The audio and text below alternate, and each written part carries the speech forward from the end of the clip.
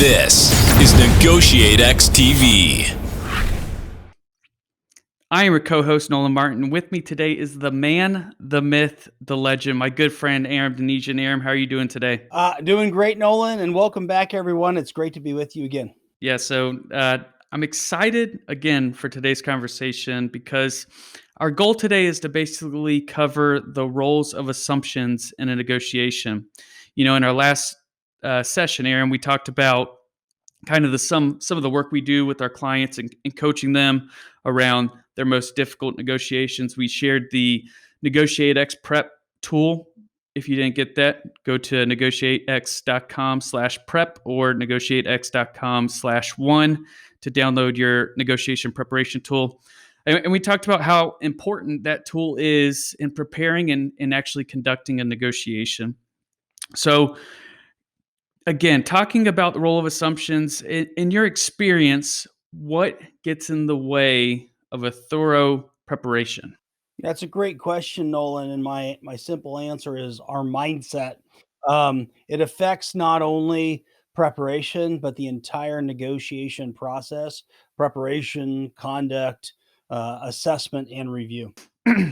So why is mindset potentially problematic during negotiation preparation and really throughout the entire negotiation?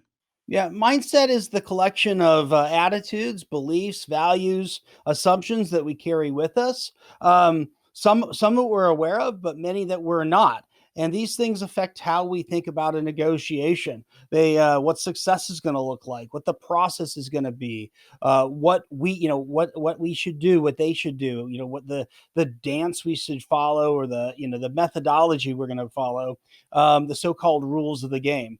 And so mindset impacts quite a bit in negotiation. Okay, so then what can we do uh, to basically prevent this? You know, what is the solution to these debilitating assumptions? Well, our mindset drives the actions that we take or might consider taking. And the actions that we take in a negotiation are what cause us to get the results and the outcomes that we achieve. And so, if your mindset is based on what I call debilitating assumptions, we're going to be limited. Maybe rightfully so, but oftentimes not rightfully so. So, debilitating assumptions are things such as assuming that our interests are opposed and there's no possible way for us both to achieve what we want to achieve. It's the idea that I should wait to see what they're going to do, what the other party is going to do first, and then react. It's the idea that poor communication is their problem. And it's the idea, another debilitating assumption would be I should behave just as badly as I believe they're behaving, and so on. And all these debilitating assumptions drive a mindset that limits our action and will definitely lead to suboptimal results. Yeah, it sounds like I guess it'd be considered a mindset trap. Is that kind of a fair way to classify that? Yeah, a trap is a great way. I love talking about traps and shifts and what we need to do to become more effective. Great. Well, is there a story kind of to help paint this picture so that our listeners can kind of understand more of what, this mindset trap looks like? Sure. Yeah, there's a story I like to share. I was observing a meeting. I was not running the meeting during a time when I was in Afghanistan. It was during my last deployment. It was probably spring of 2012. I've been asked just to come in, observe, make comments afterward, and kind of give some feedback. And so that's what I was doing. It was between an Afghan border official and a U.S. officer. And the meeting was supposed to be around the idea of we were trying to work together to take collective action at this border checkpoint around security, counting corruption, any number of different things. And the meeting, this was one in a series of meetings between the two partners. They hadn't gone real well. The Afghan official hadn't been highly engaged in the meeting process. But during this meeting, the Afghan official came in and was quite open about sharing some of the challenges that he was facing at the border, things, all the receipts and the papers that he had to process, the added work that of NATO vehicles and equipment and materials coming through that required exemptions, and just the limited reading ability of some of his guards and so on, and that this was really a real challenge for him. And so at one point he just said, one thing I think we could do is eliminate the exemptions. And as soon as he said that, the U.S. officer responded with, "No, we would never do it," and it essentially ended the conversation.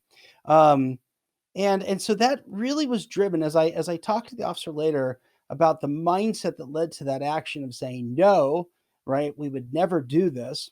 It was really a debilitating assumption around what the other person was trying to get from him, and what the range of actions might be.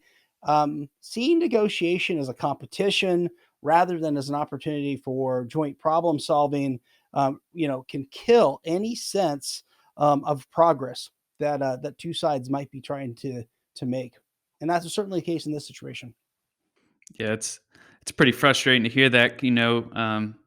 We both deployed, and whenever you deploy, you are extremely wishful that you could only have a counterpart that is so proactive to actually provide you with that level of feedback. So I really think he kind of crushed an opportunity there.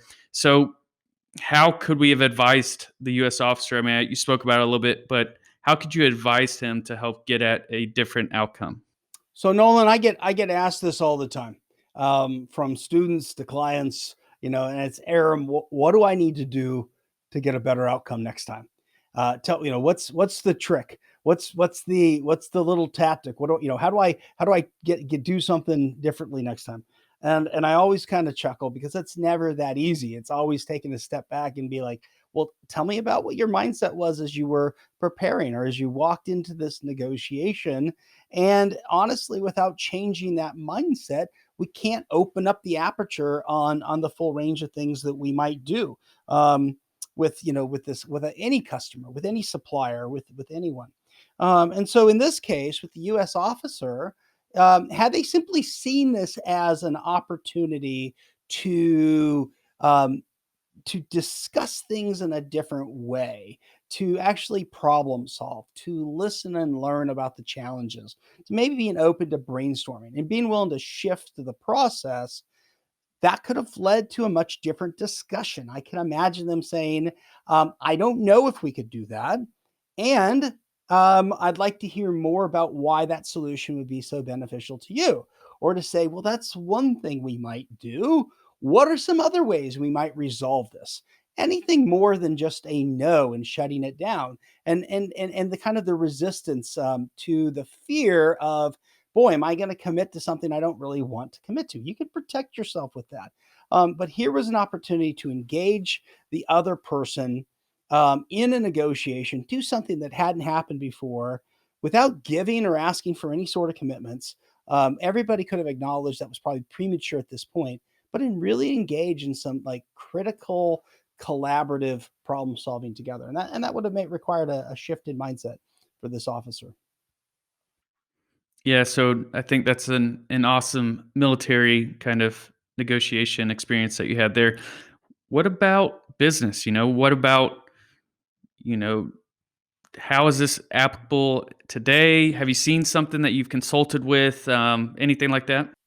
Yeah, so recently working with a client who was sharing with me, a renegotiation with a long-term supplier, and out of respect to the client, keep kind of names hidden, but just saying, this is a partner relationship of over 20 years. The supplier has been very effective, and in this case, though, is a sole source provider, knows that they kind of hold some leverage because my client doesn't have someone they can go walk away to, and so there is a tendency, despite the relationship, to come in either really desperate, and make a plea or begging, or to come in kind of really, really harsh in the approach. And so the discussion with the client was, why don't we still shift this to what are each of your interests about, quality and quantity, always looking at, what can we do around volume? How can we continue to, work together to improve our process? Where is there value to be found, and trade-offs to be made that increases returns for both of us and allows both of us to do better around margins and not simply to get into a haggle around the price. And so that conversation, I would say, that we had and the practice that we did just started to open up for my client, just what they could do differently at the table to lead this long-term supplier towards a different solution and towards some things they just hadn't considered as possibilities before. Yeah, it sounds like kind of an opportunity there for him to, or her to be able to really elevate their influence through purposeful negotiation. So I'd like to kind of take this quick second here to kind of tell our listeners a little bit about what we do at NEGOTIATEx, if that's all right with you, Aram. Yeah, please do.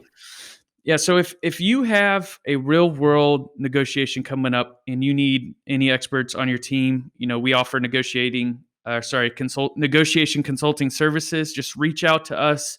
If you go to the website NEGOTIATEx.com, you'll be able to find kind of that service. And then even if you are one-on-one and maybe just want some preparation help or kind of do a negotiation rehearsal with us, you can find all of that on NEGOTIATEx.com. All right, enough about that. So let's again, this podcast is about value and delivering value to your organization, your business, and your life. So Aram, with that, what are some of the key takeaways that our listeners can work on to become more effective negotiators? Well, I'm gonna keep it to just one today, Nolan, but I think it's one that has a few components to it, and that's really the idea that let's become masters of tracking the assumptions that we find ourselves and others making, and even being able to bucket them in either debilitating or empowering assumptions, and to think about it in that way. Debilitating assumptions not always false. Sometimes they exist, but they really limit us, and we don't need to be limited unnecessarily. And then empowering assumptions, not always true, but actually often true a lot more often than we think they are. So let's test for them, see if we can even shift our own thinking towards making some empowering assumptions, and see the impact that these two buckets have on the negotiation outcomes and what we're achieving. And then consider how shifting our mindset might open the aperture on the range of actions we might take, maybe presenting some new possibilities to what we thought was, previously impassable or impossible problems. And I just would leave everyone with this thought, which is negotiation. It's not about some magic trick to get what you want. What it is about, though, it's about intentionality and discipline to make shifts in our thinking to be more effective, to achieve better outcomes, to elevate our influence. Thanks, Aram. To our listeners, head over to Apple Podcasts or wherever you listen to this podcast. Give us a 5-star rating and leave us a review. It's going to be pretty important for us to be able to get this into other people who are trying to become better negotiators. And then secondly, if you want to go and download the NEGOTIATEx prep tool, this is going to help you with any preparation. It was, instrumental in my preparation success for negotiations. You can find that at NEGOTIATEx.com/prep or NEGOTIATEx.com/2 for the show notes of anything we discussed today. In closing, that's it for us on today's podcast. I appreciate you taking the time to listen to us. If you have any questions or want us to cover any specific topic, shoot us an email at team@NEGOTIATEx.com, and we'll try and cover it in future episodes. Until then, we'll see you in the next episode. Thank you for listening to NEGOTIATEx Radio, helping you elevate your influence through purposeful negotiations. If you're here looking to learn about how to become a better negotiator in both business and life, then you're in the right place. Be sure to join the others who have benefited from NEGOTIATEx.com, your home for negotiations training and consulting online.